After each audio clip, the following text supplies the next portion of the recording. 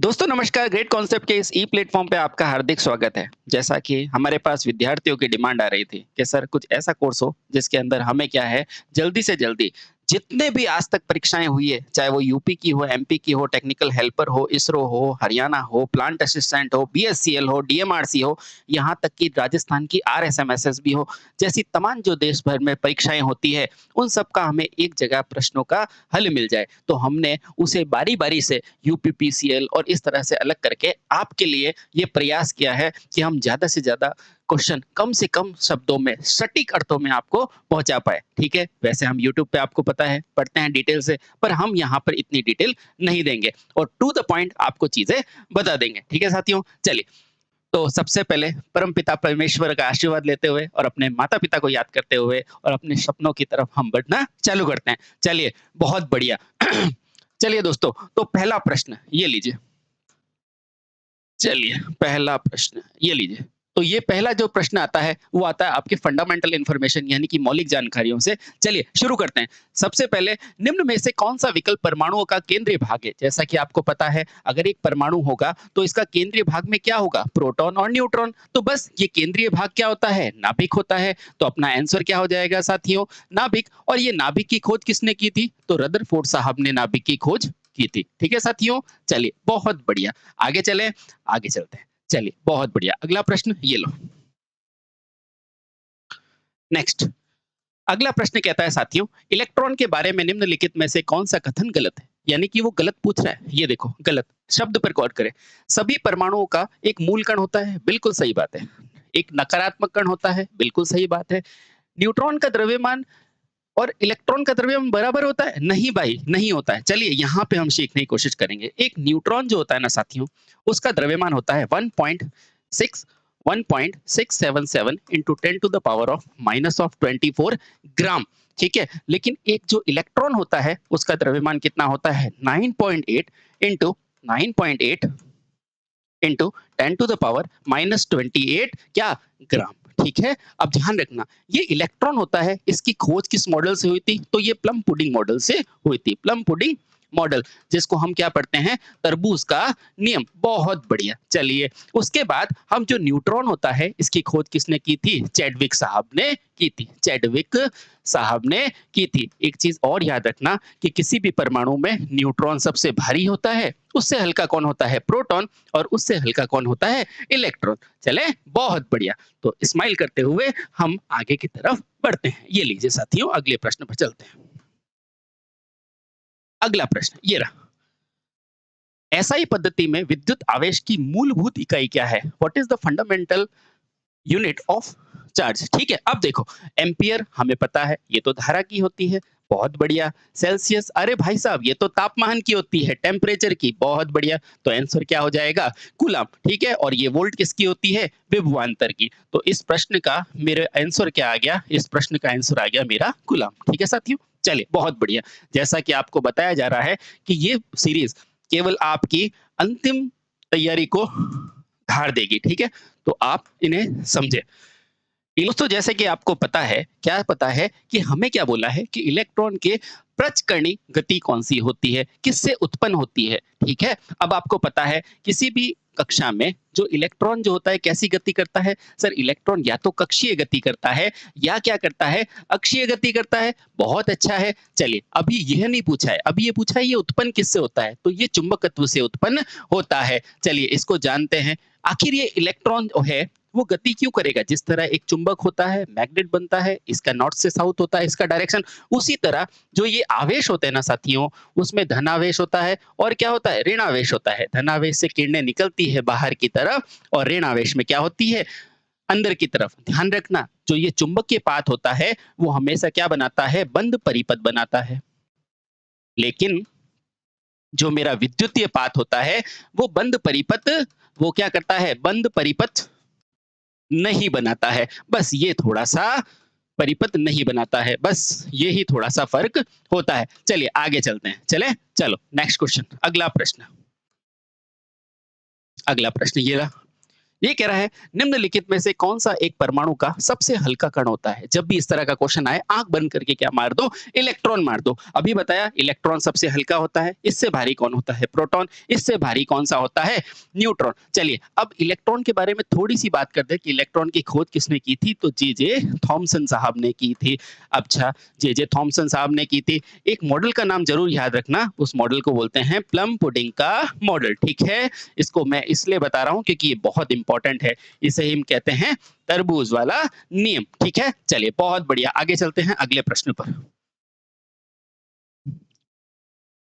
अगला प्रश्न है किसी परमाणु का द्रव्यमान किससे होता है। सिंपल सी बात है, अगर ये मेरा एक परमाणु है, अगर ये इसके केंद्र में क्या है, प्रोटॉन और न्यूट्रॉन, और बाहरी कक्षा में इलेक्ट्रॉन है, तो हमें निश्चित रूप से पता है कि परमाणु का नाभिक ही तो द्रव्यमान बताता है। तो इसका द्रव्यमान किसके बराबर हो गया, प्रोटॉन प्लस न्यूट्रॉन के बराबर। लेकिन यही अगर परमाणु क्रमांक पूछा जाए आपको, परमाणु क्रमांक पूछा जाए तो साथियों आप क्या बोलोगे, परमाणु क्रमांक बड़ा या तो प्रोटॉन की संख्या होगा या फिर किसके बराबर होगा, इलेक्ट्रॉन की संख्या के बराबर होगा। तो हमें द्रव्यमान पूछा है, तो देखो न्यूट्रॉन नहीं, न्यूट्रॉन और प्रोटॉन बिल्कुल सही, ये गलत और ये गलत, ठीक है साथियों। चलिए बहुत बढ़िया, आराम से सीखते चले और अपने सपनों की तरफ आगे बढ़ते चले। चलिए अगला प्रश्न, एटॉमिक संरचना, एटॉमिक स्ट्रक्चर के अनुसार निम्न में से कौन सा धनात्मक है। ऐसे प्रश्नों में ज्यादा समय नहीं देना है, सिंपल सा देखो प्रोटॉन कहाँ है और लगा दो और आगे बढ़ो। चलिए बहुत बढ़िया, अगला प्रश्न। अगला प्रश्न देखो साथियों, विद्युत आवेश की ऐसा इकाई क्या है, अभी बताया है और देखो कितने सारे एग्जाम्स में पूछा है। तो आंसर क्या हो गया आपका, कूलम। आंसर क्या हो गया, कूलम, ठीक है। चलिए बहुत बढ़िया, आगे चलते हैं अगले प्रश्न पर। आगे क्या कह रहा है अपने को, आगे कह रहा है धारा प्रवाह की परंपरागत सिद्धांत के अनुसार धारा कहां से कहां प्रवाहित होती है। आ जाओ हम एक बैटरी बना देते हैं, हम एक बैटरी बना देते हैं और ये क्या है, इसका प्रतिरोध, और धारा क्या है, ये मेरा देखो बड़ा वाला विभव, ये छोटा, तो धारा हमेशा कहां है, उच्च विभव से न्यून। तो धारा कहां बहेगी, हमेशा उच्च विभव से, उच्च विभव से कहां बहेगी साथियों, निम्न विभव की तरफ। और वहीं अगर मैं इलेक्ट्रॉन की बात करूंगा, इलेक्ट्रॉन की बात करूंगा, तो इलेक्ट्रॉन कहां से कहां बहेंगे साथियों, वो हमेशा निम्न विभव से उच्च विभव की तरफ बहेंगे, ठीक है, उच्च विभव की तरफ बहेंगे। तो आई होप ये सारी चीजें आपको याद होगी। तो हमारा आंसर क्या हो गया, धनाग्र से ऋणाग्र की तरफ, धनाग्र से ऋणाग्र की तरफ, ठीक है साथियों। चलिए बहुत बढ़िया, अगला प्रश्न ये लीजिए। अगला प्रश्न ये लो, अपने आप से भी देने की कोशिश करो वरना रिवाइज कर लो, कोई दिक्कत नहीं। धातु चालक में विद्युत धारा का प्रवाह निम्नलिखित में से किसके प्रवाह के कारण होता है। यहाँ पर एक छोटी सी चीज याद रखनी है, अपने क्या याद रखनी है साथियों, कि एक आपसे पूछता है चालक में धारा प्रवाह, चालक में धारा प्रवाह, ठीक है। एक आपसे पूछता है द्रव में धारा प्रवाह, द्रव में धारा प्रवाह, और साथियों एक आपसे पूछता है गैस में धारा प्रवाह किससे होता है, गैस में धारा प्रवाह किससे होता है। तो हमेशा ध्यान रखोगे, क्या याद रखोगे, सर जो धातुओं में धारा प्रवाह होता है वो इलेक्ट्रॉन के कारण होता है, इलेक्ट्रॉन के कारण होता है। और जो द्रव में धारा प्रवाह होता है वो किसके कारण होता है, वो आयन के द्वारा होता है। बहुत बढ़िया, आयन, धनायन, ऋणायन वही, और इसमें क्या होता है, इलेक्ट्रॉन और आयन से होता है, इलेक्ट्रॉन तथा आयन से होता है। ये तीनों बहुत इंपॉर्टेंट चीज है और हमें अक्सर प्रतियोगिता परीक्षा में पूछा जाता है और हम गलत गलत करके आते हैं, ठीक है। तो अब आप इसको गलत नहीं करेंगे। आपको क्या पूछा है, चालक में, तो आपका आंसर क्या हो जाएगा, इलेक्ट्रॉन, ठीक है साथियों। चलिए बहुत बढ़िया, अगला प्रश्न, अगला प्रश्न क्या कह रहा है, कांच की छड़ को जब सिल्क के कपड़े से रगड़ा जाता है तो किस किस्म की ऊर्जा उत्पन्न होती है। आपको पता है क्या है, हमारे पास आवेश तीन तरह से उत्पन्न होते हैं, आवेश उत्पन्न तीन तरह से होते हैं। हाँ सर, एक होता है घर्षण द्वारा, एक होता है चालन द्वारा, और एक होता है प्रेरण द्वारा। जो ये घर्षण द्वारा होता है ना साथियों, ये किस में होता है? स्थिर विद्युत में। यहाँ स्थिर क्या है? यहाँ स्थिर क्या रहता है? यही आवेश ही तो स्थिर रहते हैं, है ना? और गतिक में क्या है? ये आवेश गति करते हैं, है ना? अब देखो इन दोनों से क्या बनेगी? गतिक विद्युत बन जाएगी, ठीक है? अब इसका प्रयोग कहाँ होता है? कंडक्टर में यानी कि चालक में। और इसका प्रयोग कहाँ करते हो? आप मशीनों में करते हो, प्रेरण के रूप में करते हो, है ना? आई होप आपको समझ में आ गया होगा। तो आपने वो क्या पूछा है कि कांच की छड़ को रगड़ा जाए तो क्या हो जाएगा? तो आंसर हो जाएगा मेरा स्थिर विद्युत। ऑप्शन बी मेरा सही है। ठीक है साथियों, मजा आ रहा है? बिल्कुल। ये सारे कंसेप्ट आपको तुरंत के तुरंत रिवाइज होना चाहिए। जितनी मेहनत मैं कर रहा हूँ उससे कहीं ज्यादा आपको मेहनत और करनी है। ठीक है, लीजिए, बहुत बढ़िया। अगला, चलिए, आसान सा प्रश्न है। क्या पूछा है? एक इलेक्ट्रॉन का चार्ज कितना होता है?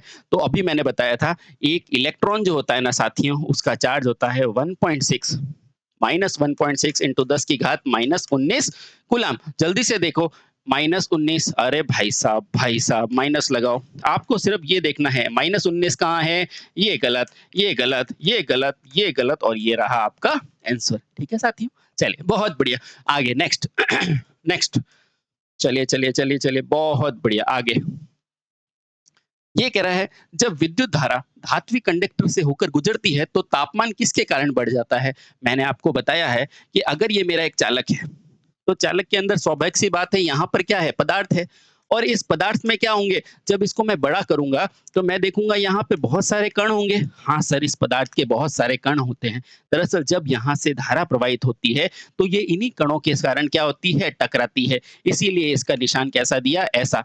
तो मेरा आंसर क्या है? चालक इलेक्ट्रॉन और परमाणु के टकराव से। बिल्कुल सही है। धातु परमाणु के बीच आपसी टकराव से। आपसी टकराव क्यों होगा? ये आपसी टकराव तब होगा जब इसमें इलेक्ट्रॉन आएगा। इलेक्ट्रॉन आएगा तभी तो टकराएगा, तभी तो क्या होगा? ऊष्मा उत्पन्न करेगा। तो ये मेरा हो गया साथियों गलत। ये भी गलत, ये भी गलत। ऑप्शन ए मेरा क्या है? बिल्कुल सही जवाब है। चलिए बहुत बढ़िया, चलिए आगे चलते हैं अगले प्रश्न पर। बिल्कुल आपको यहाँ सिर्फ रिवीजन ही करना है, ठीक है? अब आराम से देखो, आराम से देखो। 1 सेकंड के लिए प्रवाहित 1 एम्पीयर धारा का मान कितना होता है? हमें क्या करना है? यहाँ लिखना है। हमें क्या याद है? Q बराबर I इंटू टी। बहुत बढ़िया। अब अपने को क्या कह रहा है? 1 एम्पीयर, ये लो भाई 1 एम्पीयर। और समय कितना दे रखा है? नहीं दे रखा, तो हम क्या मानेंगे? 1। तो प्रवाहित धारा क्या पूछा अपने को? 1 एम्पीयर धारा निकलने के लिए कितना आवेश है? तो आवेश का मान कितना हो गया? 1 कूलाम। 1 कूलाम, कूलाम को ढूंढो। यही तो कूलाम की क्या है? डेफिनेशन है। समझ में आ रहा है साथियों? समझ में आ रहा है ना? चलिए बहुत बढ़िया, बहुत बढ़िया। चलें आगे, चलो आगे। अगला, अगला, अगला प्रश्न भी अपने को यही कह रहा है। क्या कह रहा है? वापस से आ जाओ। हम क्या जानते हैं? Q बराबर IT जानते हैं। इसको इस तरह से याद करना है जैसे कि मशीन याद करती है। Q बराबर IT बराबर NE। NE क्यों? क्योंकि आवेश क्या रहते हैं? संरक्षित रहते हैं। तो Q बराबर NE। इसको पूरा इस तरह से आपको याद रखना है, ठीक है? अब वापस आ जाओ अपने क्वेश्चन पे। Q बराबर क्या होता है? I into T. बहुत बढ़िया। अब अपने को 1 कूलाम आवेश कह रहा है तो अपने को धारा चाहिए, ठीक है? तो धारा, अब देखो ये Q बाई टी बराबर मैं I लिख सकता हूँ, बिल्कुल। हमारे पास है कितना? 1 कूलाम आवेश है। ये देखिए साथी, 1 कूलाम आवेश है। कितने सेकंड के लिए? पता नहीं। तो के तो मैं यहाँ पे वापस यही लिख सकता हूँ IT, यानी IT का मान कितना है? 1 कूलाम। IT का मान कितना है? 1 कूलाम। अब देखो आराम से, यहाँ अक्सर हम गलती कर देते हैं और हम जल्दी के चक्कर में हम ये भूल जाते हैं I बराबर होता है साथियों, 1 सेकेंड, हम ये देखते हैं I बराबर होता है ना साथियों dq by dt, हम उससे क्या कर देते हैं? ये लगा देते हैं, लेकिन ये गलत है। क्यों गलत है? क्योंकि Q बराबर देखो I इंटू टी, यानी कि धारा इंटू समय। तो मेरा सही जवाब क्या है? ये भी गलत, ये भी गलत। ठीक है साथियों, हमें बस इन छोटी-छोटी चीजों को ध्यान में रखना है और अपनी सफलताओं को सुनिश्चित करना है। चलिए बहुत बढ़िया, अगले प्रश्न पर चलें। ये लो, अगले प्रश्न पर चलते हैं। क्या कह रहा है? किसी अनावेशित पिंड में निम्नलिखित में से किस माध्यम में आवेशित नहीं होता है? आराम से देखो, आराम से देखो, शांति से बताओ कि सर ने आपको क्या बोला था? तो सर ने आपको ये बोला था कि आवेश उत्पन्न करने की मेरे पास कितनी विधियां हैं? तो आवेश उत्पन्न करने की इस तरह से याद रखना है आपको, 3 विधियां हैं। एक कौन सी है? घर्षण से, जहाँ से क्या उत्पन्न होती है? सर स्थिर विद्युत उत्पन्न होती है। बहुत अच्छा। एक क्या होती है? चालन से, जैसे कि हम किसी तार के अंदर धारा प्रवाहित करते हैं, तो इससे क्या होती है? ये तार में प्रवाहित करने से, ऊष्मीय विभव से। एक क्या होता है? प्रेरण से, और प्रेरण का प्रयोग कहाँ करते हैं? हम ट्रांसफार्मर में करते हैं। तो मुझे बताओ, इससे भी मेरा आवेश उत्पन्न होगा, इससे भी होगा, इससे भी होगा, यानी कि संवहन, वही संवहन को ही क्या बोलते हैं? चालन बोलते हैं। तो ये मेरा बिल्कुल सही हो गया। प्रेरण, ट्रांसफार्मर में घर्षण हो गया, लेकिन ये मेरा गलत। तो ऑप्शन नंबर डी मेरा क्या हो गया? गलत हो गया। आसान है ना दोस्तों? बस आसान है। इसीलिए आराम से, तसल्ली से प्रश्नों को हल करना है। चलो चलो, ये सारी मेहनत आपके लिए ही की जा रही है, ताकि आप अच्छे से अच्छा पेपर कर ले। अब देखो, आवर्ती जितनी खाली होगी, विद्युत का झटका उतना ही लगेगा। इसको आम जीवन में सोचो कि अगर कहीं पे डीसी धारा प्रवाहित करें तो हमें ज्यादा देर तक झटका लगेगा। हाँ सर। और एसी में क्या होता है? एसी के अंदर हमें बचने की संभावना होती है। क्यों? क्योंकि एसी के अंदर हर एक चक्कर में 2 बार मान शून्य होता है। तो अपने को याद रखना है, देखो, डीसी का मान परिवर्तित होता है नहीं, तो इसमें झटका लगेगा ज्यादा। हाँ, डीसी की आवृत्ति क्या होती है? शून्य। अगर इसकी आवृत्ति शून्य है, तो इस पे लगने वाला झटका भी क्या होगा? क्या होगा? ज्यादा होगा। ठीक है, झटका भी क्या होगा? ज्यादा हो गया। समझ में आ गया बेटा? चलिए, बहुत बढ़िया। अब देखो, एसी क्या होता है? इस तरह से होता है। तो इस पे कुछ ना कुछ तर करके हमें बचा जा सकता है। तो इस पे क्या होगा? झटका कम लगेगा, बस इतना याद रखो। और इस पे क्या लगेगा? झटका ज्यादा लगेगा। एसी के लिए एक चीज और है, भारत के अंदर कितना होता है? 50 हर्ट्ज। और वहीं अगर मैं विकसित देशों की बात करूं, जैसे कि अमेरिका इत्यादि में, यहाँ क्या होती है आवृत्ति का मान? 60 हर्ट्ज। ठीक है, तो मेरा आंसर क्या हो गया कि आवृत्ति का मान क्या होगा? अब खतरनाक पूछा है, तो आवृत्ति क्या होनी चाहिए? कम। तो आवृत्ति का मान जितना क्या होगा? कम होगा, उतना ही झटका क्या होगा? उतना ही अधिक झटका होगा। ठीक है, समझ में आया? समझ में आया? चलिए, बहुत बढ़िया, बहुत बढ़िया। तो कोई डाउट है? कोई डाउट है? चलिए, बहुत अच्छा, बिल्कुल सही है। चलिए, है ना? चलो आराम से करते हैं। देखो, अब 17 प्रश्न हम हल कर चुके हैं। अगला 18वां प्रश्न। इतने प्रश्न हम यूट्यूब पे करते तो शायद हमारे 2 घंटे निकल जाते। ठीक है, बस यही फर्क है तैयारी में और एक सटीक तैयारी में। जैसे अर्जुन को केवल आंख दिखती थी, आपको ये प्रश्न दिखना चाहिए। आ जाओ। निम्नलिखित में से बलों में कौन सा सबसे कमजोर बल है? हमेशा ध्यान रखना, कमजोर बल का अगर पूछे तो देखो, सबसे कमजोर बल अगर पूछे तो क्या बोलोगे? गुरुत्वाकर्षण का बल। तो सर, हम सब भी तो गुरुत्वाकर्षण के कारण ही हैं नीचे। बिल्कुल सही बात है, लेकिन क्या होता है, जो बड़े बड़े पिंड होते हैं ना, उनमें गुरुत्वाकर्षण मौजूद होता है, महसूस किया जा सकता है। अभी एग्जाम में ये देखो, ये गुरुत्वाकर्षण का भार पूछ लेगा। ये पूछेगा कि बताओ, जो नाभिकीय बल होता है, नाभिकीय बल, ये नाभिकीय बल जो होता है, वो गुरुत्वाकर्षण बल से कितना गुना होता है? तो ध्यान रखना, नाभिकीय बल गुरुत्वाकर्षण का कितना होता है? 10 की घात 38 गुना होता है। ये अक्सर हमें बड़े-बड़े कंपटीशन में पूछता है और हम नहीं बता पाते हैं। ठीक है, दूसरा पूछेगा, बताओ नाभिकीय बल जो है, वो स्थिर विद्युत से क्या संबंध होता है? तो स्थिर विद्युत बल जो है, वो ये ज्यादा होता है। देखो, ये मैंने तीर का निशान, ये इसका ज्यादा, ये ज्यादा है। ठीक है, तो ये कितना होता है? 10 की घात 36 ज्यादा होता है, यानी कि ये क्या होता है? कम होता है। तो सबसे कम क्या है मेरा? गुरुत्वाकर्षण का। ठीक है साथियों, मजा आ रहा है? मजा आना चाहिए। चलो, बहुत बढ़िया। अगला प्रश्न, अगला प्रश्न ये लीजिए, आसान सा प्रश्न है। देखो, एक परमाणु में इलेक्ट्रॉन तथा प्रोटॉन की संख्या क्या होती है? क्या वो बराबर होती है? क्या वो बराबर नहीं होती है? परिवेशी स्थितियों पर निर्भर करती है, या समय समय के आधार पर विविधता से हो सकता है? अब मुझे ये बताओ, इलेक्ट्रॉन और प्रोटॉन की संख्या तो बराबर होती है ना? होती है, यही तो क्या होता है? परमाणु क्रमांक। परमाणु क्रमांक बराबर क्या होता है? प्रोटॉन की संख्या या इलेक्ट्रॉन की संख्या, यही लिखते हो। हाँ सर। तो ये प्रोटॉन और इलेक्ट्रॉन की संख्या क्या होती है मेरी? बराबर होती है। ठीक है, चलो आगे चलते हैं। ये लो, मजा आ रहा है? बिल्कुल। इतनी मेहनत सिर्फ आपके लिए की जा रही है। लीजिए, परमाणु का द्रव्यमान किसके द्वारा निर्धारित होता है? सिंपल सी बात होता है। ये देखो, परमाणु का नाभिक है, जिसमें क्या है? प्रोटॉन है और न्यूट्रॉन है। मुझे बताओ, इस नाभिक की खोज किसने की थी? अब सारी चीजें रिवाइज कर लो। नाभिक की खोज की थी रदरफोर्ड साहब ने। बहुत बढ़िया। इसमें क्या होता है, एक प्रोटॉन होता है, प्रोटॉन की खोज। अब देखो यहाँ खोज पूछे तो आपको क्या लिखना है, गोल्डस्टीन। लेकिन अगर पूछे प्रोटॉन का नाम प्रोटॉन किसने दिया था, तो आपको क्या देना है, रदरफोर्ड ने। ठीक है, बहुत बढ़िया। अब देखो ये एन क्या है, ये न्यूट्रॉन, यानी कि इसकी खोज किसने की थी, चैडविक ने की थी। अब एक चीज और पूछी जाती है, बताओ ये परमाणु का सिद्धांत किसने दिया था। तो परमाणु का सिद्धांत जो दिया था वो किसने दिया था साथियों, डाल्टन साहब ने दिया था।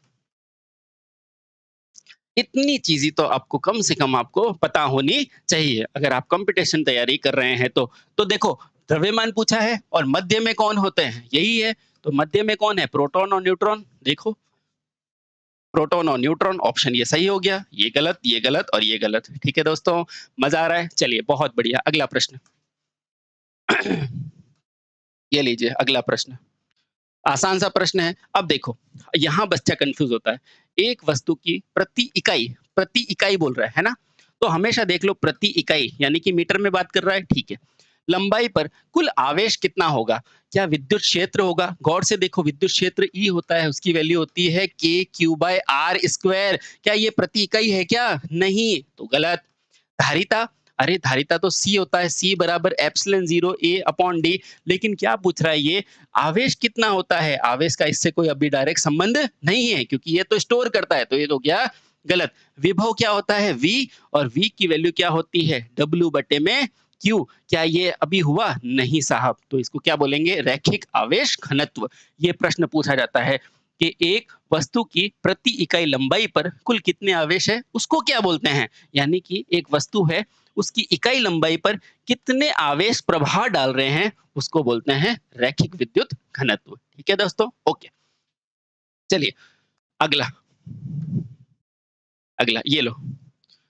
अगला प्रश्न कह रहा है कि विद्युत चार्ज प्रभार की इकाई क्या है। तो आपको बिल्कुल नहीं सोचना है और सिंपल सा, ये क्या कह रहा है, विद्युत चार्ज प्रभार की इकाई क्या है, सोच के बताओ। इसमें इस प्रश्न में आपको थोड़ा सा टाइम दे रहा हूं, क्यों दे रहा हूं, क्योंकि आपको पता है ये अच्छा प्रश्न है। क्योंकि आप क्या देंगे, आप सुनो, आप इसको देख के क्या मारेंगे, एम्पियर। नहीं बेटा, सोचो, ये जो एम्पियर होती ना धारा, ये तो क्या होती है, आवेश प्रवाह की दर होती है। क्या होती है, ये देखो दर, आवेश प्रवाह की दर होती है। पर ये अपने को प्रवेश की दर पूछ रहा है क्या, नहीं, ये तो ये धारा नहीं हो सकता। तो क्या होगा, ये क्या कह रहा है, प्रभार यानी कि मान कितना है, थोड़ा सा शब्दों का खेल है। देखो अच्छा क्वेश्चन है, ठीक है। तो आंसर मेरा क्या हो जाएगा, कूलाम। ठीक है, चलिए बहुत बढ़िया। ये तो फ्लक्स की होती है, बहुत बढ़िया। चलें आगे, ये लो। समय बहुत सीमित है और हमें अच्छे से अच्छा कार्य करना है। चलो बहुत बढ़िया। ये देखो क्या कह रहा है, विद्युत आवेश में 1 एम्पीयर में वर्णित इलेक्ट्रॉनों की संख्या। मैंने क्या बताया, क्या लिखना है आपको, Q बराबर I इंटू टी। हाँ सर, क्या सर इससे मेरा काम हो जाएगा, नहीं, वो इलेक्ट्रॉन की संख्या पूछ रहा है, तो क्या हो जाएगा, N इंटू ई। अपने को क्या पूछा है, ये कह रहा है विद्युत धारा 1 एम्पीयर में कितना प्रवाह हो रहा है, सिंपल सा ये पूछ रहा है। अब देखो आराम से इस Q को Ne से करो, कर दिया। अब देखो यहाँ क्या है, Ne, तो N बराबर क्या है, Q बटे में, Q बटे में E। ठीक है, क्या यहाँ पर मेरे को Q दे रहा है, सोचने का तरीका बता रहा हूँ, नहीं सर ये नहीं है। तो देखो यहाँ पर 1 एम्पीयर में मुझे क्या दिया हुआ है, ये, तो मैं क्या लिख सकता हूँ, Q बराबर फिर से लिख सकता हूँ IT। I की वैल्यू मुझे क्या दे रखी है, 1। I की वैल्यू मुझे क्या दे रखी है, 1। अब देखो ये क्या हो जाएगा, N इंटू ई। अब देखो यहाँ पर ये N क्या है, ये इलेक्ट्रॉनों की संख्या। तो यहाँ से हम सिंपल सा बोल सकते हैं I यानी कि 1। और हमें क्या निकालना है, हमें निकालना है, क्या निकालना है, वर्णित प्रवाह निकालना है, कितने। ठीक है, तो यहाँ से हम कह सकते हैं 1.62। हमें क्या ज्ञात है, हमें इलेक्ट्रॉन का आवेश ज्ञात है। क्या आपको इलेक्ट्रॉन का आवेश ज्ञान है, हाँ सर हमें इलेक्ट्रॉन का आवेश ज्ञात है। और इलेक्ट्रॉन का आवेश कितना होता है, अरे ये लो, इलेक्ट्रॉन का जो आवेश होता है वो 1.6 इंटू 10 की घात क्या होता है, -19 होता है। बस अब यहाँ पर क्या है, ये देखो एक, यहाँ रखा मैंने एक, और क्या लिखेंगे, n, ये रहा n, तो 1.6 into 10 to the power of -19। देखो इतना एग्जाम में सॉल्व नहीं करते हैं, इसको कैसे मानेंगे, इसको ऐसे मानेंगे। देखो तो यहाँ पे मेरा नेट मान क्या हो जाएगा, 1 बटा, यहाँ पे लिख रहा हूँ बेटा, है ना, देखो 1.6 इंटू 10 की घात माइनस 19। अब कोई भी संख्या नीचे माइनस होती है तो ऊपर जाके क्या हो जाती है? प्लस हो जाती है। तो ये ऊपर जाके क्या हो जाएगा? 10 की घात 19 और यहाँ नीचे क्या हो जाएगा? 1.6। थोड़ा और आगे बढ़े। अब देखो ये 10 की घात 19 है, अगर मैं 1 ले लूँगा तो कितना हो जाएगा? ये हो जाएगा 10 की घात 18। बहुत सही।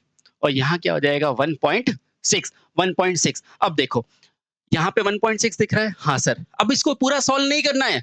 आपके पास आंसर आ चुका है। किस में आएगा? 10 की घात 18 में। जल्दी से देखो 10 की घात 18 कौन सा है और ये लगा दो। बस इतना ही फ़र्क होता है अच्छे बच्चे और नॉर्मल बच्चे में, ठीक है? उसको पता है कि किस चीज़ को कितना सॉल्व करना है, क्योंकि एग्ज़ाम में भी पता है। एग्ज़ाम में आपके पास पता है प्रश्नों की संख्या कितनी होती है? हाँ सर। एग्ज़ाम में प्रश्नों की संख्या कितनी होती है? एग्ज़ाम में प्रश्नों की संख्या होती है 200 और हमें समय दिखता है 2 घंटे। तो सोचो क्या रेशियो है? आपको 40 सेकंड में हल करना होता है। तो आपको ज़्यादा कन्फ्यूज़ नहीं करेगा, वो देखेगा कि आप कितनी सफाई से क्वेश्चन कर रहे हैं, ठीक है? चलो बहुत बढ़िया, आगे। अगला प्रश्न। किसी परमाणु के केंद्रक में क्या होता है? ज़्यादा समय बर्बाद नहीं करेंगे। ये परमाणु बनाया, ये प्रोटॉन, ये न्यूट्रॉन और बाहरी कक्षा में है इलेक्ट्रॉन। तो परमाणु के नाभिक में क्या है? प्रोटॉन और इलेक्ट्रॉन नहीं। प्रोटॉन और न्यूट्रॉन बिल्कुल सही। पॉजिट्रॉन, न्यूट्रॉन नहीं और ये भी नहीं। अब मुझे एक चीज़ है, यहाँ पर एक अस्थायी कण का पूछेगा पॉजिट्रॉन क्या है? तो ये क्या है साथियों? अस्थायी कण है। इसकी खोज किसने की थी? तो इसकी खोज एंडरसन ने की थी, ठीक है? ये ध्यान रखना बेटा, बहुत इंपॉर्टेंट है, इसलिए मैं आपको बता रहा हूँ, ठीक है? चलिए, क्योंकि मेरा दायित्व है कि अगर मुझसे आप पेड में जुड़े हो, पेड बैच में जुड़े हो, तो आपको बताना ज़रूरी है। चलिए बहुत बढ़िया। अब देखो, ये कह रहा है 1 कूलाम किसके बराबर होता है, ठीक है? और यहाँ पर इसने क्या दिया है? इलेक्ट्रॉन, यानी कि इलेक्ट्रॉनों की संख्या। वापस से लिखिए, Q बराबर IT बराबर Ne। बहुत बढ़िया। अब इसने क्या किया? 1 कूलाम, तो इस I Q की जगह क्या लिख दिया? 1 इक्वल टू N इंटू क्या हो जाएगा? E। अब इसको भेज दो नीचे, इसको ऐसे लिख सकता हूँ? हाँ सर, लिख सकता हूँ। E का आवेश कितना होता है? तो 1 इंटू 1.6 इंटू 10 की घात माइनस 19, ठीक है? वही चीज़ है, उसको ऊपर भेजो। तो 10 की घात 18 इंटू 1.6। अब देखो, अब यहाँ पर देखो ऊपर क्या है? 10 की घात 18। इन पे 10 की घात 18 कहाँ है? बस यही मेरा आंसर है। पूरा सॉल्व नहीं करना है बेटा, पूरा सॉल्व नहीं करना है, ठीक है? चलिए, अब देखो इसमें से ये 10 की घात 19 पूरा ऊपर आ जाएगा। तो मैंने 18 लिख दिया और 10 लिख दिया, अब ये काट दिया, ठीक है? अब ये तो हो नहीं सकता, ये बहुत दूर है, ये भी बहुत दूर है, ये भी बहुत दूर है और ये भी। इस तरह से आपको चीज़ों को हल करना है ताकि आपका प्रश्न 40 सेकंड में हो जाए, ठीक है? अगला प्रश्न। ये लीजिए साथी। ये पूछ रहा है, तत्व का सबसे छोटा कण कौन-सा होता है? मुझे पता है, क्या होता है? इलेक्ट्रॉन। वही बाहरी कक्षा में घूमता है, बहुत अच्छे। तो ये इसका आंसर क्या हो जाएगा? इलेक्ट्रॉन। तत्व का सबसे छोटा कण कौन-सा होता है? इलेक्ट्रॉन। समझ गए साथियों? जल्दी से बताओ, समझ गए? ओके। तत्व का सबसे छोटा कण कौन-सा होता है? तो वो मेरा होता है इलेक्ट्रॉन, ठीक है? ओके। अब सुनो, इस प्रश्न के अंदर, इस प्रश्न में क्या होता है? पुरानी जो परीक्षाएँ होती थी, आज से लगभग 10 साल पहले, तो उसमें क्या पूछा जाता है, उस समय तक इलेक्ट्रॉन को परमाणु का सबसे छोटा कण नहीं माना जाता था। उस समय हम क्या मानते थे? सबसे छोटा कण किसको मानते थे? परमाणु को। लेकिन अब से जो परीक्षाएँ होती है, उसमें इलेक्ट्रॉन को भी मूल कण माना गया है, इसलिए इलेक्ट्रॉन छोटा है। तो यहाँ पर आपको थोड़ा-सा डाउट रहेगा हमेशा कि परमाणु का सबसे छोटा कण कौन-सा है, ठीक है? लेकिन आपको बताएँ कि अगर ये दोनों ऑप्शन में हो, अगर ये दोनों ऑप्शन में हो, तो आप इसी को मानेंगे, ठीक है? आप अगर ये दोनों ऑप्शन में हो, परमाणु और इलेक्ट्रॉन, तो आप 100% क्या है? परमाणु को ही टिक करना, ठीक है? बहुत बढ़िया, ओके। चलिए, क्योंकि यही होता है, क्योंकि ये कोई भी एक मेरे पास पदार्थ है, इस पदार्थ के जब मैं टुकड़े करूँगा, तो क्या बन जाएगा? मेरे पास अणु, और इस अणु के टुकड़े करूँगा, तो मेरे पास क्या आ जाएगा? परमाणु, ठीक है? और वास्तव में ये परमाणु तो होता है जो रासायनिक अभिक्रिया में भाग लेता है, इसलिए अपन क्या कहते हैं? तत्व तत्व का सबसे छोटा कण जो है वो क्या है? परमाणु, ठीक है? ओके, बहुत बढ़िया। चलिए, अगला प्रश्न। ये लो, ये बहुत अच्छा क्वेश्चन है। ये क्या कह रहा है? ये कह रहा है, यदि प्रोटॉन को अन्य प्रोटॉन के निकट लाए तो क्या होगा? समझने की कोशिश करना। देखिए, प्रोटॉन क्या है? धनावेश। इसको दूसरे प्रोटॉन से, अभी स्वाभाविक क्रिया क्या है? ये प्रोटॉन एक ये दोनों समान चार्ज है, तो एक दूसरे को धक्का देंगे। हाँ सर, धक्का देंगे। ये देखिए धक्का दे रहे हैं। दे रहे हैं धक्का? हाँ, लेकिन अब मैं इसको क्या कर रहा हूँ, बाह्य बल लगा के इसको पास में ला रहा हूँ। तो बताओ इसकी स्थिति अभी ऐसी थी, तो अब ये परिवर्तित होके स्थिति ऐसी आई। तो ये जो स्थिति में परिवर्तन है ना, स्थिति में परिवर्तन से एक ऊर्जा उत्पन्न होती है इनके पास, एक ऊर्जा उत्पन्न होती है, उस ऊर्जा को क्या बोलते हैं? स्थितिज ऊर्जा कहते हैं। क्या कहते हैं साथियों? स्थितिज ऊर्जा कहते हैं। ठीक है? तो इससे क्या हो गया? स्थितिज ऊर्जा में क्या कमी हुई है? नहीं, स्थितिज ऊर्जा बढ़ गई है। तो ऑप्शन मेरा सही है। गतिज ऊर्जा नहीं, ये नहीं और ये नहीं। समझ गए? स्थितिज ऊर्जा में क्या हुआ है साथियों? आपका वृद्धि हुई है। स्थितिज ऊर्जा में वृद्धि हुई है। चलिए बहुत बढ़िया, आगे चलें। ये लीजिए। आई होप मैं पूरा प्रयास कर रहा हूँ कि फटाफट से आपको क्वेश्चन कराया जाए। चलिए, अब क्योंकि आप सामने तो बैठे नहीं हो कि मैं बातें कर सकता हूँ आपसे, ठीक है, चलिए बहुत बढ़िया, तो भी मैं अपना प्रयास कर रहा हूँ। धनात्मक विद्युत आवेशित होने पर आयन कैसे होते हैं? तो ध्यान रखना, जो धनात्मक आवेशित होंगे तो आयन कैसे हो जाएंगे? सिंपल सी बात है, धन आयन कैसे हो जाएंगे? धन आयन कैसे हो जाएंगे? धन आयन। तो ऑप्शन मेरा क्या हो जाएगा? बी। धनात्मक आवेशित होने पर मेरे आयन कैसे हो जाएंगे? वो हो जाएंगे धन आयन। ओके, इसी तरह अगर पूछेगा कि ऋणात्मक होने पर क्या हो जाएगा, तो हो जाएगा ऋण आयन। ठीक है, चलो नेक्स्ट। बहुत बढ़िया। अब देखो यहाँ पे थोड़ा सा कंसेप्ट है, समझना है। द्रव द्वारा उत्पन्न स्थितिज आवेश कहाँ रहते हैं? ठीक है, अब मुझे बताओ, ये द्रव है? हाँ सर द्रव है। एक द्रव कौन सी तरंग होती है? तो ये कौन सी तरंग है बेटा? अनुप्रस्थ तरंग है, आप याद रख लेना। ठीक है, अनुप्रस्थ तरंग। अनुप्रस्थ तरंग क्या है? जो माध्यम में इस तरह से बहती है, जो माध्यम के क्या होती है? लंबवत बहती है। ठीक है सर, इतना तो है। क्या गौर से देखो, ये एक प्रत्यावर्ती धारा जैसी नहीं लग रही? हाँ सर, ये प्रत्यावर्ती धारा जैसी लग रही है। और प्रत्यावर्ती धारा को यदि मैं किसी चालक के अंदर से प्रवाहित करता हूं, तो ये आवेश कहाँ रहते हैं? इसकी सतह पर रहते हैं, नहीं रहते? तो बस यहाँ पे भी वही कंसेप्ट है, कहाँ रहेंगे? द्रव तल में? नहीं भाई साहब। ऊपरी तल में? बिल्कुल सही है। समान रूप से वितरित? नहीं, ये नहीं और ये नहीं। समझ रहे हो? समझ रहे हो ना? बस ये कंसेप्ट है। तो शांति से पेपर दिया करो। पेपर बहुत आसान आता है, पर एग्जाम के प्रेशर से हम उसको कर नहीं पाते हैं। चलिए बहुत बढ़िया, अगला। अब देखो अगला, प्रेरण द्वारा आवेश में निकाय में क्या होता है? आवेश खो देता है, आवेश पूरा खो देता है, कोई आवेश नहीं खोता, आंशिक रूप से खोता है या ठंडा हो जाता है। सिंपल सी बात रखो, आवेश हमेशा क्या है? कैसी राशि है? एक संरक्षित राशि है। तो आप क्या बोलेंगे कि आवेश मेरा कैसा है? एक संरक्षित राशि है। अब ये कहेंगे संरक्षित क्या होता है? तो मैं आपको थोड़ा-सा समझा देता हूँ, क्योंकि मैं कुछ समझाए बिना मज़ा नहीं आता। चलो कोई बात नहीं, संरक्षित यानी कि कांस्टेंट राशि है। अब जब कोई चीज़ कांस्टेंट है, कोई चीज़ क्या है? स्थिर है। अब स्थिर है यानी कि वो ना तो बन सकती है, ना क्या हो सकती है? खत्म हो सकती है। यानी कि पूरे निकाय का आवेश कैसा रहेगा? फिक्स रहेगा, नियत रहेगा, यानी कि आवेश खोता नहीं है। समझ में आया? समझ में आ गया ना? चलो बहुत बढ़िया, बहुत बढ़िया। आओ नेक्स्ट, अगला आसान सा क्वेश्चन है। अब ये है आवेश के थ्योरम पर आधारित प्रश्न। ये पूछ रहा है, अगर 2 + 2q और -5q चार्ज वाले दो चार्ज को पिंडों को संपर्क में लाए तो कुल चार्ज क्या होगा? ठीक है, अब मुझे पता है गाउस का नियम क्या कहता है? गाउस का नियम क्या कहता है? गाउस का नियम यही तो कहता है, क्या कहता है कि अगर इस निकाय में कितने भी आवेश हो, कितने भी आवेश हो, तो इनका तुल्य आवेश हमेशा क्या रहता है? संरक्षित रहता है। यानी कि मैं कह सकता हूँ Q1 + Q2 - Q3 बराबर क्या होता है?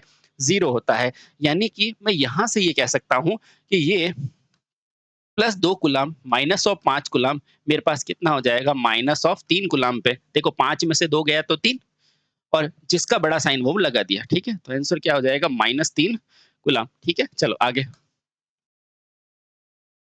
आगे ये लो। नेक्स्ट कह रहा है, बल की विद्युत रेखा सदैव खाली जगह से प्रारंभ होती है ना? ये क्या कह रहा है? बल की विद्युत रेखा। अब देखो, ये बल की विद्युत रेखा है। हाँ, आराम से एक बार इस क्वेश्चन में थोड़ा-सा सोचो, थोड़ा-सा टेक्निकल क्वेश्चन है, आसान प्रश्न है, पर ये हमसे अक्सर परीक्षाओं में गलत हो जाता है। ठीक है? चलिए, बहुत बढ़िया। अब देखो, सिंपल सी बात है, ये विद्युत बल की बात कर रहा है, ठीक है? यानी कि ये ईएमएफ की बात कर रहा है। थोड़ा गौर से देखो, यहाँ धारा मैं कहाँ प्रवाहित करूँगा? इस तरफ। ये क्या है? बड़ा वाला धनावेश और ये ऋणावेश, यानी कि ये धनावेश से चलकर कहाँ जाएगी? ऋणावेश की तरफ जाएगी। धनावेश तथा ऋणावेश पर समाप्त हो जाएगी। तो ये देखो इस क्वेश्चन को लिखने का तरीका, बल रेखा, विद्युत रेखा सदैव धनावेश, अब उधर चलो, पर आरंभ होती है। अब देखो यहाँ से है तथा ऋणावेश पर खत्म होती है। बस यही चीज हमें एग्जाम में कंफ्यूज कर देती है, जिसको मैंने आपको बता दिया है। ठीक है साथियों, आराम से पढ़ते रहो, क्योंकि ये बहुत इंपॉर्टेंट सीरीज है और आपके लिए इतना टाइम जब वेस्ट करते हो आप यूट्यूब पर, यहाँ पर आपका बिल्कुल भी टाइम वेस्ट नहीं होगा। चलो बढ़िया, अगला अगला प्रश्न ये लो। चलिए, ये ग्रेट कॉन्सेप्ट द्वारा लाया गया एक ग्रेट कॉन्सेप्ट है, इसको आनंद लीजिए। स्थैतिक विद्युत का उत्पादन कैसे होता है? अभी मैंने बताया टाइम खर्च नहीं करेंगे। स्टैटिक हमेशा किससे होता है? घर्षण से होता है। चलो अगला अगला कह रहा है, विद्युत आवेश के बीच में बल हेतु कूलाम का नियम क्या है? किसके बराबर है? हमें खुद को पता है, न्यूटन के गुरुत्व के नियम। देखो यहाँ दो है, एक न्यूटन का गति का नियम, एक न्यूटन का गुरुत्व का नियम। ये देखो, ये क्या होता है? ये होता है सर F बराबर के Q1 Q2 bye are square होता है। ये क्या है? ये किसका नियम है? ये कूलाम का नियम है। और न्यूटन का क्या था? F बराबर G M1 M2 बटे आर स्क्वायर। अब देखो ये दोनों बराबर नहीं है, ये जी ये के एक जैसे लग रहे हैं, ये M1 M2 ये M1 M2 बराबर लग रहे हैं, इसलिए इसको क्या बोलते हैं? समान किसके है? तो इसको समान बोलते हैं न्यूटन के गुरुत्व के नियम के। ठीक है साथियों, चलिए बहुत बढ़िया। आगे समय का अभाव है, तो हमें इस सारे प्रश्नों को आपको दिखाना है। लगभग हमें इस सीरीज में 10,000 प्रश्न करने हैं और विजेता बनना है। ठीक है, चलो आओ अगला। एक विद्युत क्षेत्र किसका विक्षेपण करता है? तो हमें हमेशा पता है एक विद्युत विक्षेपण किसका करता है? जल्दी से बताओ, एक विद्युत विक्षेपण किसका करता है? तो वो साथियां हमेशा क्या करता है? अल्फा कणों को। तभी तो हमने नहीं मॉडल पढ़ा था, एक रदरफोर्ड का मॉडल नहीं पढ़ा था, रदरफोर्ड का स्वर्ण पट्टी का स्वर्ण पट्टी का नियम पढ़ा था। हाँ सर, स्वर्ण पन्नी का नियम पढ़ा था।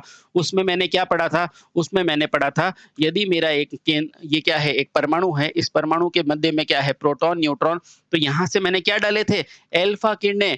तो अल्फा किरणें क्या थी? 20,000 में से एक वापस आ गई थी। तभी तो मैंने बोला था इसका मध्य भाग क्या है? सघन है। और नाभिक की खोज किसने कर दी थी? रदरफोर्ड साहब ने नाभिक की खोज की कर दी थी। यानी कि मैं क्या समझा कि विद्युत क्षेत्र में किसका विक्षेपण हो सकता है? अल्फा किरणों का हो सकता है। ठीक है साथियों, ओके। आपको पूछेगा गामा किरणों की खोज किसने की? तो आप क्या बताओगे? ये कलर क्यों चेंज हो रहा है? तो गामा तो किसने की थी? गामा किरणों की थी हेनरी बैकुअल ने। बहुत अच्छा, ये याद कर लो बेटा, आपके एग्जाम में चाहे टेक्निकल हो चाहे साइंस, ये पूछा जाएगा।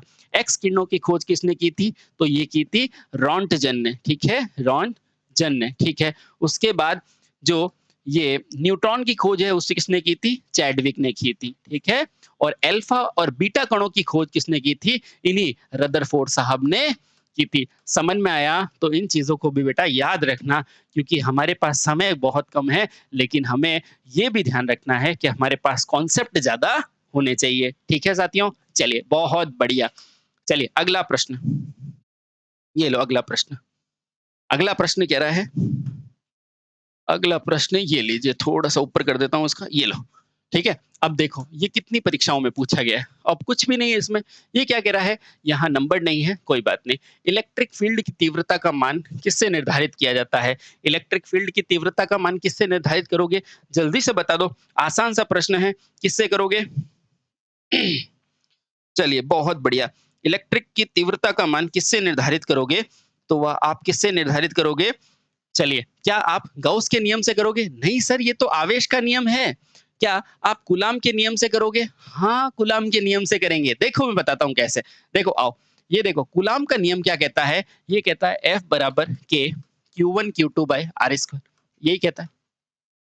हाँ सर, इसी तरह मुझे जानते हैं इलेक्ट्रिक क्षेत्र की जो तीव्रता होती है, वो ये जो बल होता है ना, उसमें एकांक आवेश के बल को बताता है। हाँ सर, ये भी पता है। तो यहाँ से मैं कह सकता हूँ कि Q1 Q2 बाय क्या होता है? आर स्क्वायर होता है। और यहाँ पर क्या हो जाएगा? Q, एक Q से ये Q कट जाएगा, तो मेरे पास क्या बन गया? के Q बाय आर स्क्वायर। समझ गए साथियों? हाँ, तो मेरा सही उत्तर क्या हो गया? कूलाम्ब का नियम, कूलाम्ब का नियम। ठीक है, ये सारे हम पढ़ाते हैं अक्सर, आपको पता भी है, ठीक है? लेकिन हम ही यहाँ पे क्या कर रहे हैं, रिवीजन कर रहे हैं और सारे प्रश्नों को देखने की कोशिश कर रहे हैं, ठीक है? चलिए बहुत बढ़िया। अगला, अगला ये लो, पूछा जाएगा आवेशों के मध्य आकर्षण या अपकर्षण का नियम किसका है? जल्दी से बताओ इनमें से कौन-सा है? मुझे क्या पता है F बराबर K Q1 Q2 by R square. हाँ सर, ये मुझे पता है। यानी मैं ये नहीं कह सकता F किसके समानुपाती, ये समानुपाती का है। यानी कि ये बढ़ेंगे तो ये बढ़ेगा। यानी कि आवेशों के गुणनफल के क्या है? समानुपाती है। तो देखो आवेशों का गुणनफल है क्या? हाँ। अभी क्वेश्चन खत्म नहीं है, हम ये गलती करते हैं। पूरा पढ़ो बेटा, पूरा पढ़ो। मेरे काम ही यही है कि आपकी गलती बता देना। आ जाओ।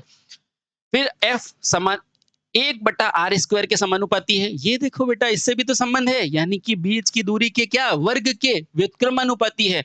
तो देखो, आवेशों के मध्य की दूरी से नहीं भाई साहब। आगे क्या कह रहा है? आवेशों की मध्य की दूरी से, यानी कि क्या कहना चाहता है? यस, आवेशों की मध्य की दूरी ये r। अरे! ये लीजिए।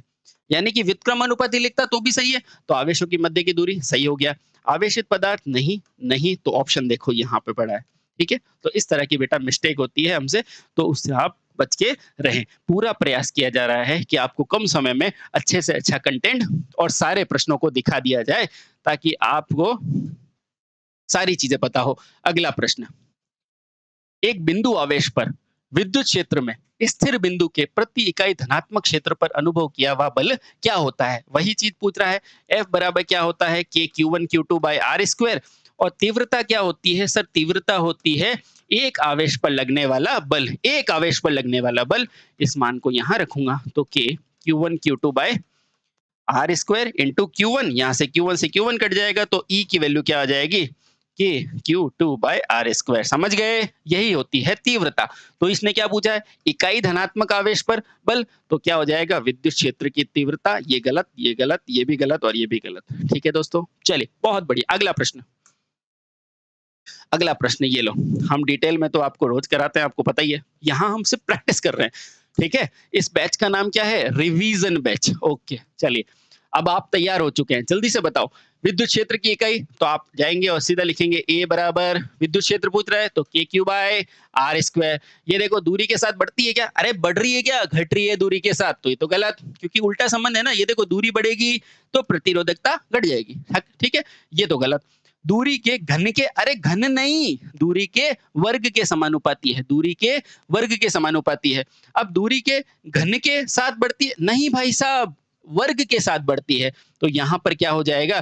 दूरी के वर्ग के साथ घटती है। बहुत अच्छा, ये देखो, ये दूरी की बड़ी, प्रतिरोधकता घटी। तो ऑप्शन मेरा क्या हो जाएगा? बिल्कुल सही है, दूरी के वर्ग के साथ बढ़ती है। नहीं, ऐसा नहीं, ठीक है? इस तरह से आराम से करना है बेटा। आईटीआई में आपसे प्रश्न हार्ड नहीं पूछेगा। मैं फिर से कह रहा हूँ मेरे भाइयों, आईटी में आपसे पूछेगा आपने कितने प्रश्नों को देखा है और सही तरीके से हल किया है ना? चलिए बहुत बढ़िया, आगे चलते हैं।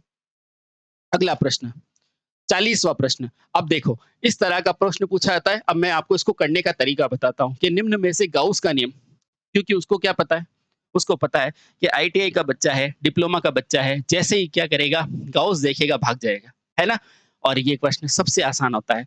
एग्जाम में नंबर लाने का तरीका बताता हूँ। अगर आपको कुछ समझ में नहीं आ रहा है तो देखो, सरकारी ऑप्शन है क्या इसके पास? हाँ सर, इसके पास सरकारी ऑप्शन है, यही आंसर है, ठीक है? क्योंकि गाउस का नियम सब पे लगता है, कूलाम का नियम बिंदु आवेश पे लगता है। क्या समझेंगे कि जो कूलाम का नियम होता है ना, वो किस पे लगता है? बिंदु आवेश पर। और जो गाउस का नियम होता है ना, गाउस का नियम, वो किस पे लगता है? सब पर, सब पर, ठीक है? बहुत अच्छा, वो पॉइंट पे भी लगता है, अनंत में भी लगता है, इस पे भी लगता है, इस पे भी लगता है, ठीक है साथियों? बहुत बढ़िया। अगला ये लीजिए, नेक्स्ट। अगला फिर से यही क्वेश्चन है, हम टाइम खर्च नहीं करेंगे, फील्ड पर भी लगता है। क्या पूछ रहा है? गाउस का नियम पूछ रहा है। बहुत अच्छा, गाउस का नियम तो ये इस पर भी लगता है, फील्ड पर भी लगता है, इस पे भी लगता है, ये और इन सब पर लगता है, ठीक है? वापस से, कूलाम का नियम बिंदु आवेश के लिए होता है और गाउस का नियम चाहे बिंदु हो, चाहे लाइन हो, चाहे अनंत ग्राफ हो, इन सारी चीजों पर लगता है, ठीक है? चलिए बहुत बढ़िया, आगे। अगला आसान सा क्वेश्चन है। क्या कह रहा है? यदि दो आवेशित कणों के बीच की दूरी को घटा दी जाए और दूरी को आधी कर दी, घटाकर क्या की? मूल की आधी कर दी, तो बल क्या होगा? देखो, F बराबर के Q1 Q2 by R square. अब इसने जो नहीं है ना, उस दूरी को घटाकर कितनी कर दी, R डैश को R बाई 2। आराम से देखो, कोई जल्दबाजी नहीं है, बाकी सब सेम है तो हटा दो। तो F किसके समानुपाती हो गया, 1 अपॉन R स्क्वायर के। हाँ सर, अब मैं क्या निकालूंगा, F डैश निकालूंगा, यानी कि नया वाला। तो ये क्या हो जाएगा, R डैश के स्क्वायर के बराबर। हाँ सर, ये भी हमें पता है। देखो रटो मत, क्योंकि यहाँ पर चीजें आप समझने के लिए आए हो। अब देखो ये R बाई 2 रख दिया मैंने। फाइनल स्टेज पे सारी गलतियां दोहराओ मत। अब देखो ये क्या हो जाएगा, 1 अपॉन R की पावर 4, है ना।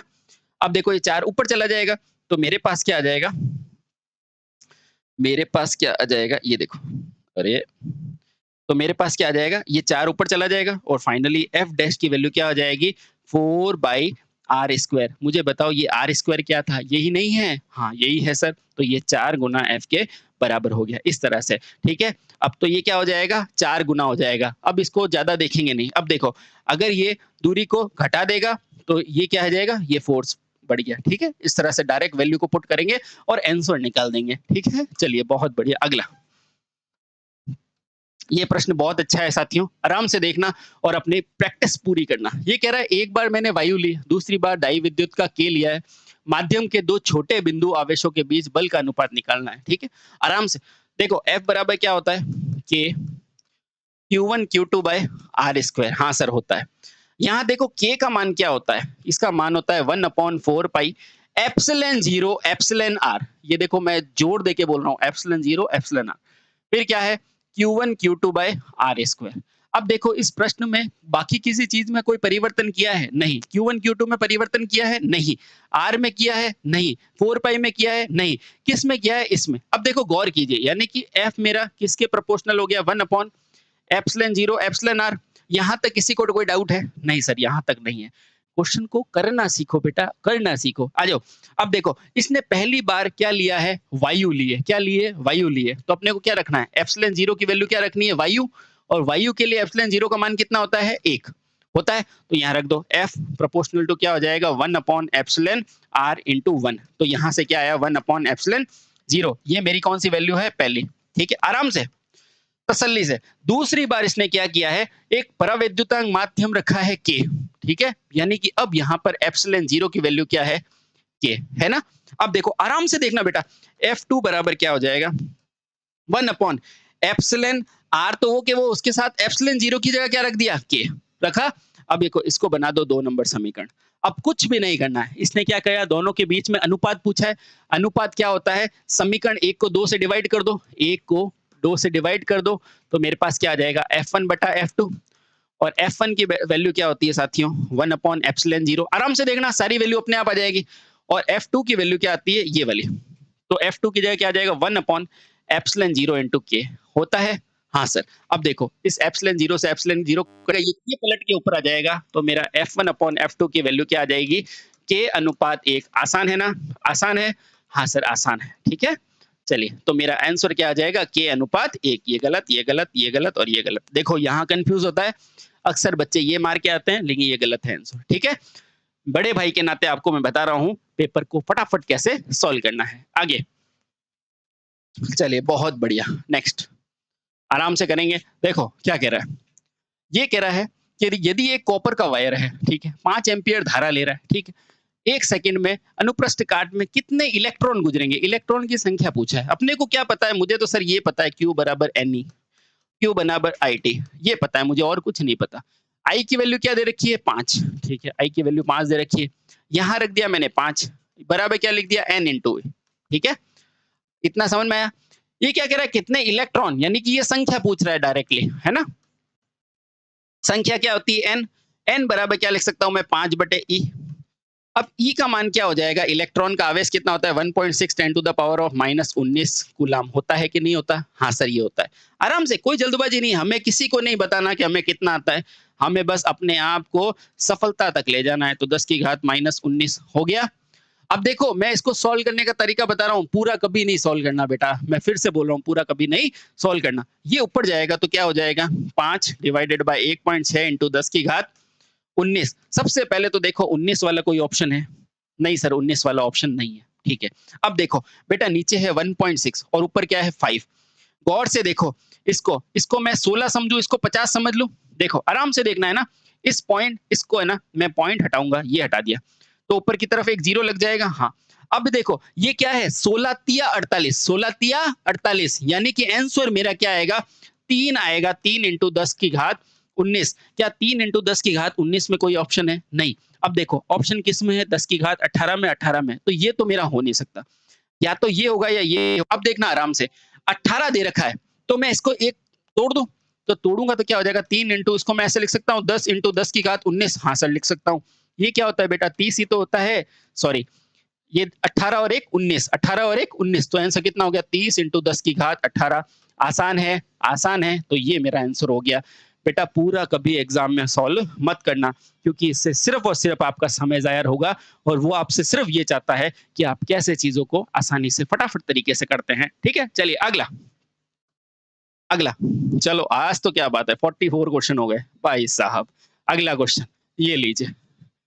आधुनिक आधुनिक इलेक्ट्रॉन सिद्धांत के अनुसार परमाणु है, ये परमाणु प्रोटॉन न्यूट्रॉन और इलेक्ट्रॉन से बना होता है, और तत्वों में से क्या निरावेशित माना जाता है, यानी कि आवेश नहीं है। देखो इतना सारा लिखा है, ये सिर्फ ये पूछा जाता है कि बताओ कौन सा मूल कण है जो कि क्या है आवेशहीन है। तो मुझे बताओ वो कौन है, वो एक ही है मेरा साथी, वो कौन है न्यूट्रॉन है। न्यूट्रॉन पर आवेश नहीं होता है, ठीक है, न्यूट्रॉन पर आवेश शून्य होता है, यही पूछ रहा है। ठीक है, चलिए बहुत बढ़िया। चलो आगे नेक्स्ट। प्रश्न हार्ड नहीं होंगे, प्रश्न को हार्ड आप खुद बनाओगे, समझ में आया? चलिए अगला। आधुनिक आवर्त सारणी का क्षैतिज पंक्ति को क्या कहते हैं? देखो आधुनिक आवर्त सारणी की क्षैतिज पंक्ति को क्या बोलते हैं, जल्दी से मुझे बताओ कि आधुनिक आवर्त सारणी की क्षैतिज पंक्ति को क्या बोलोगे? मैंने खुद ने आंसर बोल दिया, चलो कोई बात नहीं, सुनो आराम से सुनो, आराम से सुनो। देखो सबसे पहले तो एक क्वेश्चन ये भी ध्यान रखो, मेरे कहने से ध्यान रख लो, आधुनिक आवर्त सारणी किसने दी थी? मोस्ले ने दी थी, ठीक है, हेनरी मोस्ले ने दी थी। ये चीज प्लीज याद रख लेना, चाहे आपके विज्ञान में काम आ जाएगा। ठीक है, अब देखो अगले। आधुनिक आवर्त सारणी बनाने का आधार पूछा जाता है कि आधार क्या था, तो इसको बनाने का आधार क्या था? परमाणु क्रमांक। ठीक है साथियों, बहुत बढ़िया, परमाणु क्रमांक इसको बनाने का आधार था। अब देखो इस आधुनिक आवर्त सारणी में दो पंक्ति, एक तो होती है क्षैतिज लाइन इस तरह से, और इस तरह से होती है क्या ऊर्ध्वाधर लाइनें। अब अपने को क्या पूछा है, ये जो 37 लाइनें होती है ना साथियों, 37 यानी कि ऐसे लेटी हुई लाइनें, इनको क्या बोला जाता है? इनको बोला जाता है आवर्त। क्या बोला जाता है? आवर्त। और जो ये ऊर्ध्वाधर लाइन होती है, इनको बोला जाता है साथियों वर्ग। समझ में आ गया? समझ में आ गया? और ये भी ध्यान रखना कि एक आवर्त सारणी के अंदर, एक आवर्त सारणी में जो ये आवर्त होते हैं उनकी संख्या कितनी होती है? 7, और वर्गों की संख्या कितनी होती है? 18। मेरे कहने से बस इतनी चीज आप याद रख लेना, ठीक है। चलिए बहुत अच्छा, समझ में आया? समझ में आया? कक्षा में तो इलेक्ट्रॉन होते हैं, कॉलम नहीं, ये नहीं, समझ में आ गया? आसान है, चलो बहुत बढ़िया। बिना समय गवाए हम अगले प्रश्न पर चलते हैं। ये लीजिए, हमारा प्रश्न आ गया 47वां। ये क्या कह रहा है? आवेश की वह छोटी मात्रा कौन सी है जिसका अस्तित्व है और वह क्या वहित करती है? जल्दी से बताओ, आवेश की वो छोटी मात्रा कौन सी है, जल्दी से बताओ। यहां अगर परमाणु ऑप्शन होता तो हम दे देते, ठीक है, तो आंसर क्या हो जाएगा? बहुत बढ़िया। तो आवेश की छोटी मात्रा, ये देखो, इसने बोला ना, मैंने क्या बोला, परमाणु की जो छोटी मात्रा पूछेगा उसमें आप क्या लगाओगे? अगर परमाणु दे रखा है तो परमाणु होता है, लेकिन देखो पहले क्वेश्चन में और इसमें डाउट आ गया। होना क्या चाहिए? आवेश की वह छोटी मात्रा, तो क्या है? परमाणु है, ठीक है। तो मैं क्या लगाऊंगा कि सर आपने ही तो बोला था परमाणु, लेकिन देखो यहां पर एग्जाम में क्या लिखा है? इलेक्ट्रॉन, जबकि इलेक्ट्रॉन सबसे छोटी है ना, प्रोटॉन न्यूट्रॉन इलेक्ट्रॉन है ना। पर इन प्रश्नों में हमेशा आपको डाउट रहता है, लेकिन प्लांट असिस्टेंट ने इसका माना था इलेक्ट्रॉन। तो यहां से क्या समझ में आता है कि जितने भी आपके परीक्षाएं होगी सेंट्रल लेवल की, चाहे वो रेलवेज हो, चाहे वो कोई भी हो, तो वहां पर आप आंसर क्या लगाओगे? सबसे छोटी इकाई परमाणु। तो सेंटर लेवल पे जो भी परीक्षाएं होती है ना, उनमें हमेशा परमाणु को सही माना जाता है, लेकिन जो स्टेट लेवल की परीक्षाएं होती है उसमें छोटा क्या माना जाता है? स्टेट लेवल, उसमें आपका इलेक्ट्रॉन माना जाता है, ठीक है, चाहे वो आपकी यूपी की परीक्षा हो या कोई भी हो। ठीक है साथियों, इस प्रश्न पे मैं फिर से गौर कर रहा हूँ, थोड़ा टाइम दे रहा हूँ, कि छोटी मात्रा जो अस्तित्व में है उसको इलेक्ट्रॉन माना जाता है। अपितु परमाणु भी गलत नहीं है, लेकिन क्या होता है कि अब वो एग्जामिनर पे डिपेंड करता है वो सही क्या मानता है। लेकिन मैं आपको बता रहा हूँ आप यूपी का एग्जाम दे रहे हैं तो आप इलेक्ट्रॉन ही मानना, ठीक है? चलो बहुत बढ़िया, अगला प्रश्न। ये लो साथियों, अगला प्रश्न। सिंपल सी बात है, इसमें ज़्यादा टाइम खर्च नहीं करेंगे। कह रहा है प्रोटॉन में उपस्थित आवेश कौन-सा होता है? सबको पता है धन आवेशित होता है। प्रोटॉन में खोज किसने की थी? तो सर प्रोटॉन की खोज की थी गोल्डस्टीन ने। बहुत जने गलत बोलते हैं, लेकिन हमेशा ध्यान रखना प्रोटॉन की खोज गोल्डस्टीन ने की थी। और प्रोटॉन का नाम प्रोटॉन किसने किया था? तो नामकरण किसने किया था? तो रदरफोर्ड साहब ने किया था, ठीक है? ओके। तो ऑप्शन मेरा डी सही हो गया। Next question. अरे भाई साहब 50वें प्रश्न पर हम पहुंच गए हैं। ये लीजिए, न्यूट्रॉन पर आवेश कैसा होता है? 100 बार बता दिया। न्यूट्रॉन पर आवेश क्या होता है? आवेशहीन होता है, शून्य होता है। और न्यूट्रॉन की खोज किसने की थी? चैडविक साहब ने की थी। किसने की थी? चैडविक साहब ने की थी। समझ में आ गया? बहुत बढ़िया सर। और न्यूट्रॉन ही क्या है? सबसे भारी कण होता है। चलिए अगला प्रश्न, हमारा 50वां प्रश्न। ये कह रहा है विद्युत उदासीन परमाणु के बारे में कौन सा कथन सत्य है? विद्युत उदासीन पूछा है। अब मेरी बात सुनो, उदासीन क्या होता है? जैसे अम्ल और क्षार क्रिया करके क्या बनाते थे? लवण और जल। उसी तरह धनायन और ऋणायन जब क्या हो जाएंगे? बराबर मात्रा में होगा तो क्या हो जाएगा? परमाणु विद्युत रूप से उदासीन। तो देखो ढूंढो, इसमें फोटोन तथा इलेक्ट्रॉनों की संख्या, अरे भाई साहब ये फोटोन है। नहीं नहीं नहीं नहीं, ये बराबर नहीं, ठीक है? प्रोटॉन तथा इलेक्ट्रॉनों की संख्या बराबर होती है, बिल्कुल सही है। न्यूट्रॉन तथा इलेक्ट्रॉनों की संख्या बराबर नहीं भाई साहब, प्रोटॉन तथा न्यूट्रॉन नहीं। एक चीज और ध्यान रखना, यहाँ से पूछेगा, मैं बड़े भाई के नाते बता रहा हूँ कि जो फोटोन होता है उसकी खोज किसने की थी? उसकी खोज की थी साहब आइंस्टीन ने। किसने की थी? आइंस्टीन ने। ये प्रश्न आपसे पूछा जा सकता है कि फोटोन किरणों की खोज किसने की थी? आइंस्टीन ने। और ये जो फोटोन किरणें होती है ना साथियों, इसमें द्रव्यमान भी कैसा होता है? शून्य। और इसका आवेश भी कैसा होता है? शून्य। इसलिए हमारी ये किस प्रकृति में होती है? तरंग प्रकृति में होती है, ठीक है? ये चीजें बहुत इंपॉर्टेंट है बेटा, आपको कहीं नहीं मिलेगी, तो ध्यान रखना। फोटोन किरणों की खोज किसने की थी? आइंस्टीन साहब ने की थी। और उनका कहना था कि जो फोटोन किरणें होती है, जो सूर्य के बंडल में मिलती है, उसमें आवेश भी शून्य होता है और उसका क्या होता है? द्रव्यमान भी शून्य होता है, ठीक है? चलिए बहुत बढ़िया, आगे नेक्स्ट। अगला प्रश्न, ये लो साथियों अगला प्रश्न। आराम से चलना, आराम से बताऊंगा। ये लीजिए, ये कह रहा है यदि परमाणु के प्रोटॉन की संख्या 39 है तो इलेक्ट्रॉन की क्या है? मैंने यही नहीं बताया था आपको कि देखो जो परमाणु क्रमांक होता है वो किसके बराबर होता है? या तो प्रोटॉन की संख्या के बराबर होता है या, अरे ये क्या हो गया? चलिए, ये जो परमाणु क्रमांक होता है, परमाणु क्रमांक, वो क्या होता है? या तो मेरा प्रोटॉन की संख्या के बराबर होता है या मेरा किसके बराबर होता है? इलेक्ट्रॉन की संख्या के बराबर होता है। तो या तो ये इसके बराबर कर दो या इसके बराबर। इसीलिए बोला जाता है कि अगर इसमें प्रोटॉन 39 है तो निश्चित तौर पर इसमें इलेक्ट्रॉन की संख्या भी कितनी हुई होगी साथियों? 39 हुई होगी। और इसका परमाणु क्रमांक भी कितना रहा होगा? 39। समझ में आ गया बेटा? समझ में आ गया। रटो मत चीजों को, समझ लो और प्रैक्टिस को कर दो पुख्ता, क्योंकि जिंदा वही है जिसके अंदर अपना ईमान जिंदा है, ठीक है? चलिए बहुत बढ़िया, आगे नेक्स्ट। मैं पूरी कोशिश कर रहा हूं आपके लिए अच्छे से अच्छे समझाने का, ठीक है? चलिए बहुत बढ़िया। निम्न में से इलेक्ट्रॉन अधिकता कहाँ होती है? अरे सिंपल सी बात है, इलेक्ट्रॉन में किसकी अधिकता होती है? अरे इलेक्ट्रॉन यानी कि नेगेटिव, नेगेटिव यानी कि इलेक्ट्रॉन, इलेक्ट्रॉन यानी कि -1.6 10 से घात -19 कूलम। ये देखो ये माइनस नहीं बता रहा, हाँ साहब, तो ये क्या है? ऋणात्मक चार्ज बॉडी है। पॉजिटिव चार्ज क्या होती है? अरे भाई साहब ये तो प्रोटॉन होता है, ठीक है? और परमाणु क्या होता है? मूल रूप से क्या होता है? मूल रूप से पूछा जा सकता है, ये मूल रूप से कैसा होता है? उदासीन होता है, ठीक है? और अणु क्या है? जो स्वतंत्र रह सकता है, स्वतंत्र रह सकता है। ये सारे इंपॉर्टेंट पॉइंट है, ठीक है बेटा? चलिए बहुत बढ़िया, अगला। ये लो अगला अगला अगला, ये लो। अब देखो यहाँ पर भी हमको पूरा सॉल्व नहीं करना है, पूरा सॉल्व नहीं करना। हमें पूछा क्या है? वायु में, ठीक है, यानी कि एप्सिलॉन 0 बराबर 1, 30 सेंटीमीटर दूरी पर दो छोटे आवेशित कण इतने इतने कूलाम के हैं, तो उनके बीच बल निकालना है। तो बल F बराबर क्या होता है? K, Q1 Q2 बाई क्या होता है?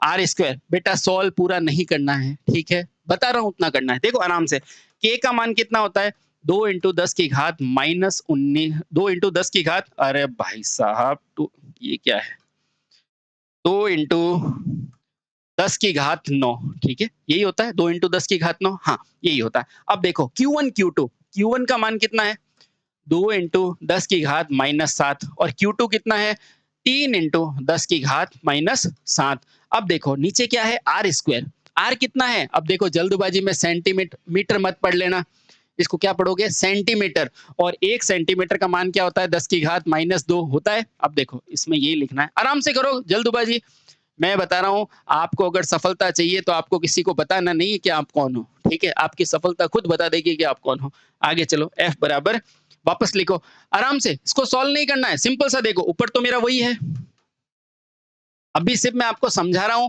इसमें टाइम है वरना ये आप ऐसे ही उड़ाओगे क्वेश्चंस को, ठीक है। चलिए अब देखो ये नीचे क्या आ जाएगा, अब देखो ये 1 3 30 ये तो कर सकते हो, 3 3 9, हाँ सर ये कर सकते हैं, 1 जीरो है तो कितने जीरो हो जाएंगे 2 जीरो, बहुत बढ़िया। 10 की घात माइनस 2 के ऊपर 2 की पावर है यानी कि 10 की घात माइनस 4। अब देखो सॉल्व मत करना, सिंपल सा देखो ये क्या है मेरे पास, एक मिनट, ये क्या है, हाँ ये क्या दे रखा है अपने पास 3 इंटू 10 की घात 8, चलिए कोई बात नहीं, इसमें हम देख लेते हैं। इसके लिए ये जो मान है ना k का, अरे ये 2 क्यों लिख दिया मैंने, चलो सॉरी, इसमें 2 क्यों लिख दिया, सॉरी है ना, माफ करना कि मैंने आपको थोड़ा परेशान किया। इसका मान होता है k का मान होता है 9 इंटू 10 की घात 9, ठीक है तो ये 9 इंटू 10 की घात 9, तो यहाँ पर क्या आएगा 9 आएगा, ठीक है। अरे मैं भी इंसान हूँ यार, मशीन थोड़ी ना हूँ, ठीक है। अब देखो ये 9 से 9 कट गया, अब देखो सॉल्व नहीं करना है, सॉल्व नहीं करना है, भावना समझो, 2 तिया 6, 2 तिया 6, सबसे पहले देखो 6 कहाँ है, ये रहा 6, आगे आंसर, बस इतना ही करना है अपने को, ठीक है। एक बार फिर से मैं माफी चाहता हूँ कि मैं आपके लिए इंपॉर्टेंट लेक्चर बना रहा हूँ और मैंने आपके लिए गलती कर दी, सॉरी, ठीक है। चलो पर मैंने सुधार ली है तो आपको भी सुधार लेनी है, ठीक है। चलो बहुत बढ़िया, आगे चलो, अगला अगला अगला ये लो, सिंपल सी बात है, क्या कह रहा है, ये कह रहा है कूलाम का बल और गुरुत्वाकर्षण का बल क्या होता है, किसका पालन करता है, ओप के नियम का, एम्पियर का या व्युत्क्रम वर्ग का, व्युत्क्रम वर्ग का। क्यों करता है, अरे F बराबर K Q1 Q2 बाई क्या होता है आर स्क्वायर, अरे ये देखो F R से कैसा संबंध है, उल्टा व्युत्क्रम, और वो भी कैसा वर्ग का, ठीक है। तो आंसर मेरा क्या हो जाएगा व्युत्क्रम वर्ग का, ठीक है। चलिए आगे चलते हैं, आगे आगे आगे आगे नेक्स्ट ये लो। अब देखो ये प्रश्न को समझो, ये बहुत अच्छा प्रश्न है, क्या कह रहा है, उड़ते विमान द्वारा उत्पन्न ऊर्जा कैसी होती है। अब मान लो ये विमान मेरा उड़ रहा है, ये विमान उड़ रहा है, अब ये देखो किसी ऊंचाई पे उड़ रहा है, हाँ सर ये ऊंचाई पे उड़ रहा है। अब जब ये ऊंचाई पे है तो इसका कोई मास है, हाँ सर। अब ये नीचे की तरफ क्या लगा रहा है, नीचे की तरफ क्या लगा रहा है, बल लगा रहा है, तो बल की नीचे की तरफ क्या लगेगा m इंटू जी, यानी कि इसके पास एक कौन सी ऊर्जा है, स्थितिज ऊर्जा है। स्थितिज ऊर्जा कितनी हो जाएगी, स्थितिज ऊर्जा कितनी हो जाएगी, क्या हो जाएगी m इंटू जी इंटू एच। अब ये इधर की तरफ उड़ रहा है तो यानी कि इसके पास क्या है, वेग भी है, इसकी गतिज ऊर्जा क्या हो जाएगी, गतिज ऊर्जा वो हो जाएगी हाफ एम वी स्क्वायर होगी वर्ग, यानी कि इसके पास स्थितिज ऊर्जा भी है, इसके पास गतिज ऊर्जा भी है, ये नहीं, ठीक है। तो ऑप्शन मेरा ई हो जाएगा। अब ये आप कहोगे कि भाई बिना विद्युत ऊर्जा से कैसे हुआ है, नहीं बेटा ऐसा नहीं, इसने क्या पूछा है, ये उत्पन्न क्या करता है, ये उत्पन्न स्थितिज और गतिज ऊर्जा करता है, ठीक है साथियों, बहुत बढ़िया।